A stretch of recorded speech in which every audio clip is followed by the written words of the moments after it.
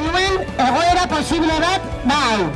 Hau da, berriro ere, lan politikoa burutzeagatik norbait kondenatua eta espetzeratua izatearren kaleak hartu beharra.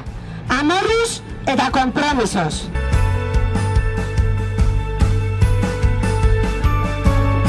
Iaz, 40 gazte absolbitu zituen sententziak ere frogatzen du ez dagoela zer epaitu. Eta bertan bera utzi beharra zegoela. Baina berean jarraitu du Audientzia Nazionalak.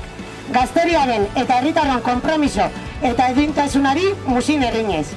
Ikaspen handiak eman dizkiogu Loiolan, mobilizazioak eta ekimenak egin diren herrietan, torturak salatu diren 11 txoko zein auzitegian. Baita sententzia atera den unean ere.